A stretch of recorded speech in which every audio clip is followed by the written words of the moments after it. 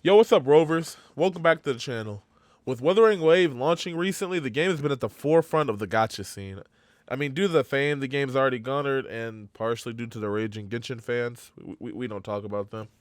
We've been given a glimpse as to how Kuro game tends to react to the community.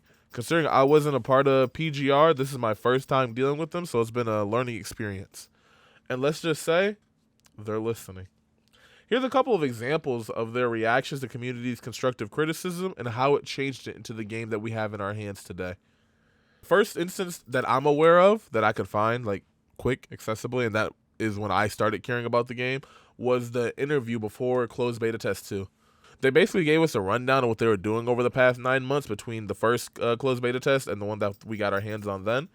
They were basically giving us their opinion of the state of the game, how they felt they were moving, how they felt about everything.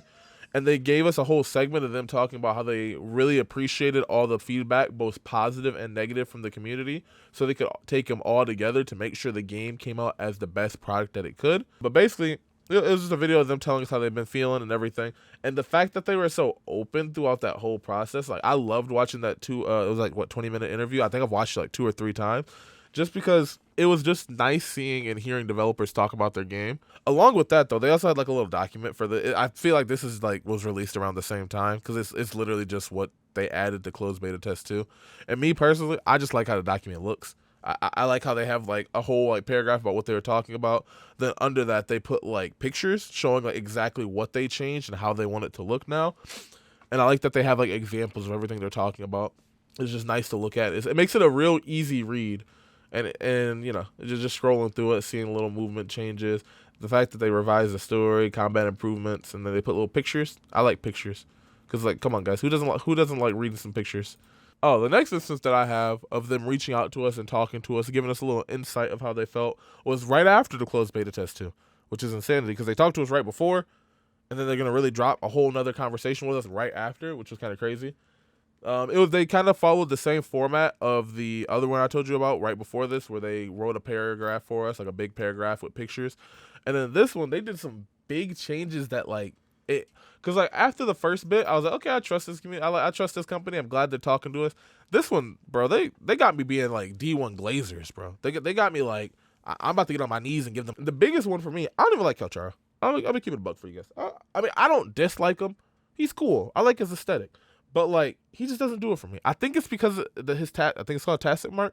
Is on his forehead, and it gives me Konjaku vibes. He just doesn't do it for me, man.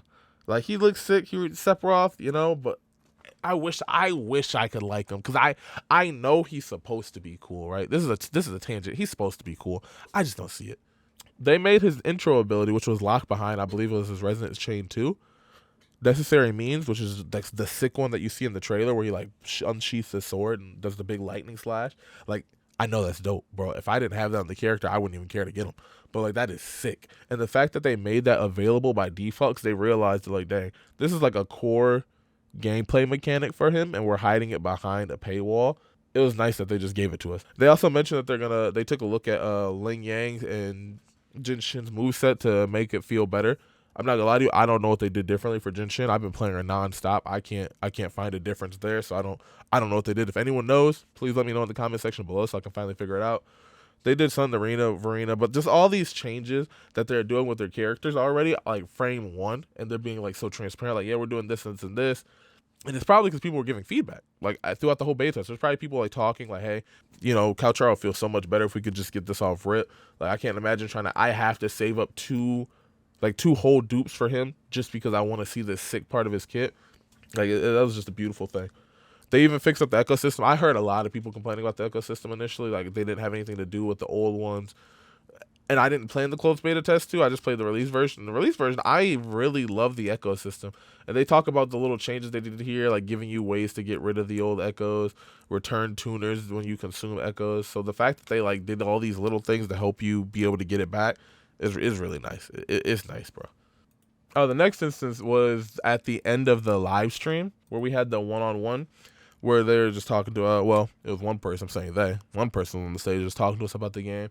That's where he also let us know that we were getting 10 standard summons, 10 radiant summons. But that I'm gonna save that for a little later because they've been throwing stuff at us. My God, they've been throwing stuff at us. But it was just him having like a little one-on-one with us, talking to us about how he feels about the state of the game. But I just liked the little one-on-one he had. It felt like he was talking to me. You know, he was talking. May have been like 40K people watching the stream, but he was looking me in the eye, guys. So I felt even more in love, bro. Like the past two already had my heart, bro. That man brought me in for a hug, and I was like, you know what?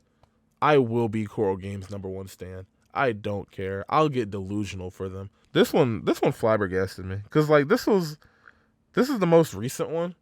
They dropped talking to us about the gameplay issues and their plans for future improvement. Keep in mind, I feel like I did lag, but it wasn't like, I mean, I was lagging. I did experience some lag. Come to find out, it was my fault. I had the game on my hard disk drive. I didn't download it on my SSD. The second I moved it over, it was after they did some of their optimization patches though, but the second I moved it over, the game ran so much better. This ran so much better. And I know this game is already a bit graphically intensive, at least more compared to like Genshin, because it's on Unreal Engine 4. Like it's Unity, like what Genshin's custom Unity engine versus this Unreal Engine 4. Like this is 100% more demanding. So I'm not too shocked with all the optimization issues. The ones I don't really have an excuse for are like the ones with the NPCs. They're just the textures just look scuffed. But regardless, they worked on optimization. They've been dropping patch after patch, like fixes after fixes. They've been coming out quick. But you know, as a little apology, I'm like, okay, I see this little post. I'm like, oh, they're giving us 10 summons. Well, that's nice. You know, that's nice of them. And they're 10 radiant summons, not just like the standard ones radiant. Like this is for limited banners. Like, bro, first they gave us like the 20 off rip from when we started.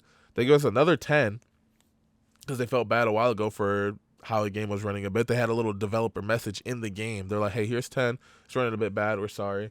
But then they dropped this, give us 10 limited summons.